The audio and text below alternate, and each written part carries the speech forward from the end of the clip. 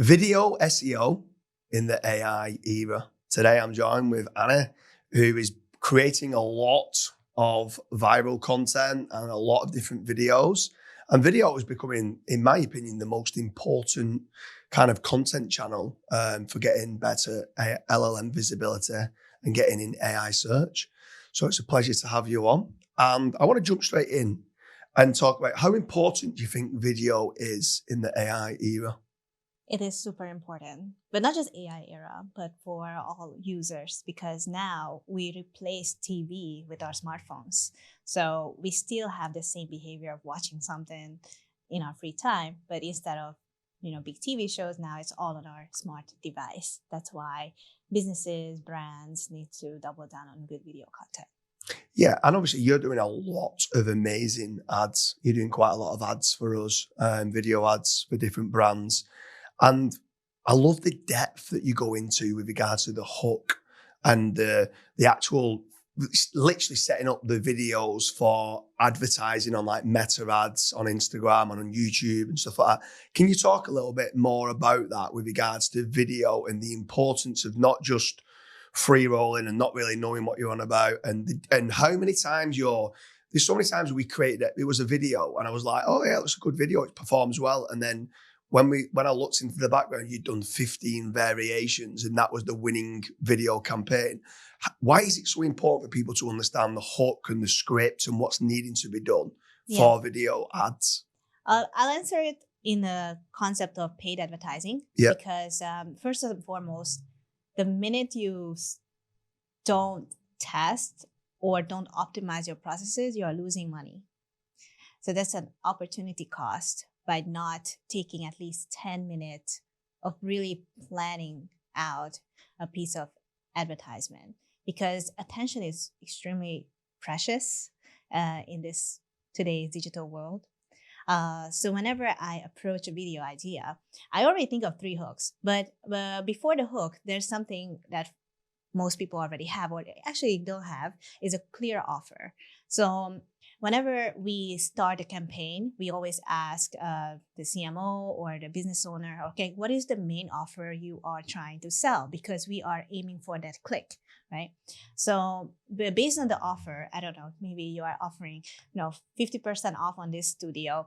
Then now the team can go to the drawing board and think of emotional hooks, visual hooks, audio hooks that can grab that attention for 1 to 2 minutes, 1 to 2 seconds, and make people stay and watch. Because most of the time people scroll through it. I think you and I we just scroll on the phone, but our aim as advertisers now is for people to just stop scrolling for that 1 second and keep watching and to hear or see what is out there. I've seen a lot of location advertisements. They already put their offer in the first frame.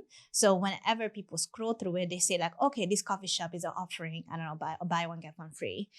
This coffee shop is already I can see the address. The user can already see how far it is from their homes. So those things are really precious to show already to the user. That's why it is important to stop, think, and then produce, rather than just go ahead and produce.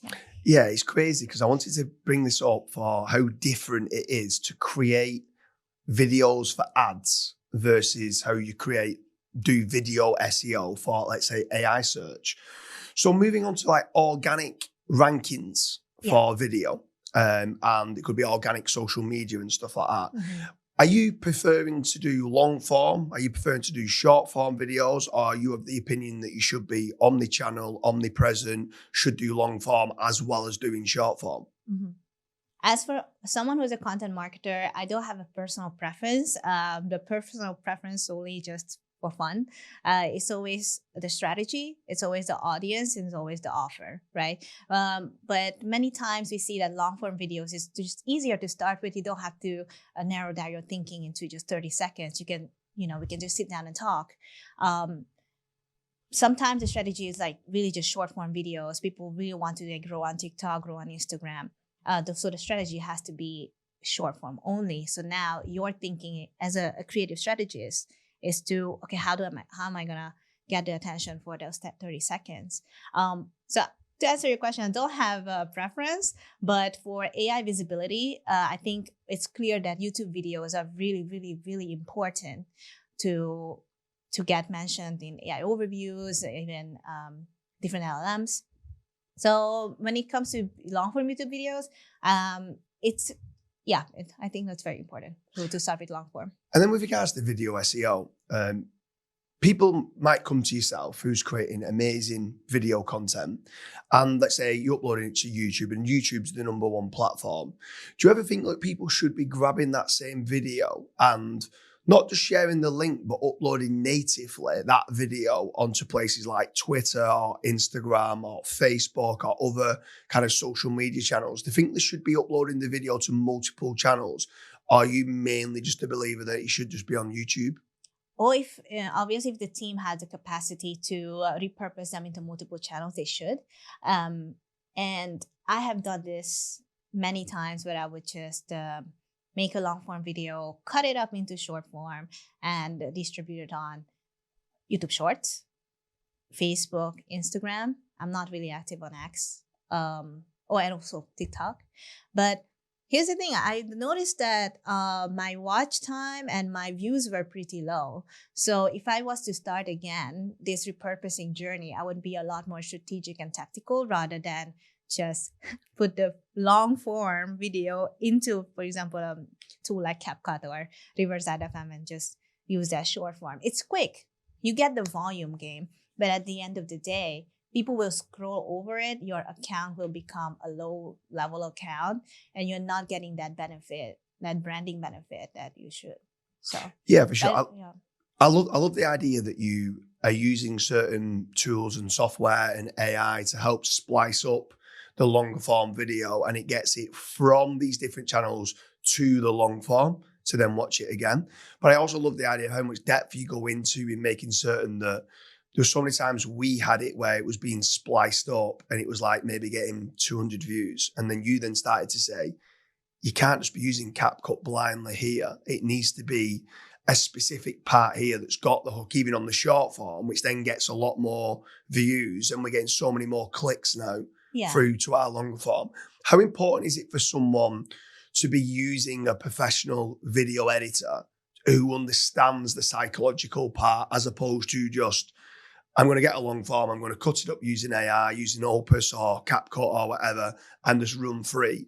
How much more, like, I've seen you 10x certain businesses. I'm trying to say, how much more important is it to make certain you've got the right person to do the video editing? It really depends, again, your strategy, right? Because I think at the beginning of the conversation, we split this into paid media strategy and AI visibility. And for AI visibility, you and I know we don't need a professional video editor. And frankly, the professional video editor wouldn't even take the job. Like their skill set lies differently.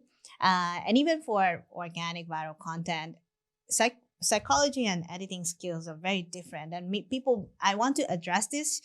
You don't have to hire a professional video editor, like a cinematic video editor, to do your organic social media. We see teenagers getting viral content on TikTok.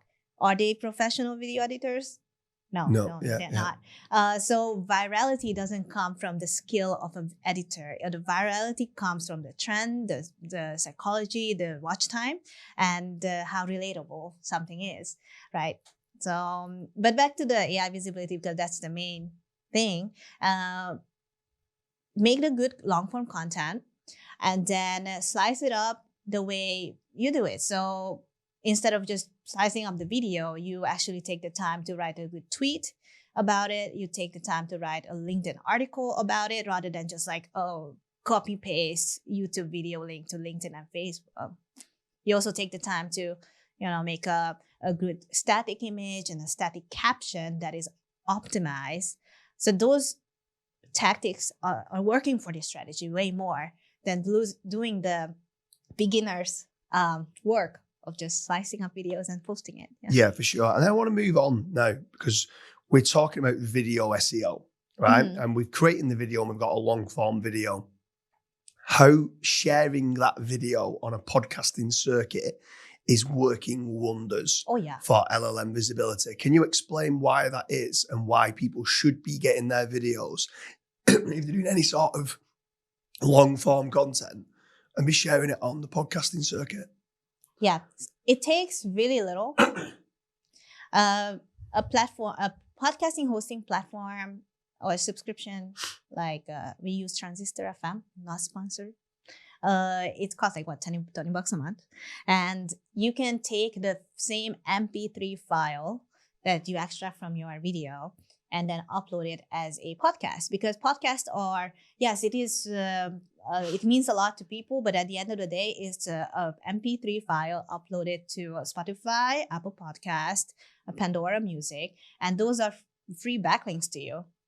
And it's valid backlinks because it's from platforms that people use and they have high domain rating. So, and it's such a easy copy and paste at this point level job. Like I think people missing out on that. Yeah, for sure. Anyone who's watching this, video SEO has been a massive part of our growth.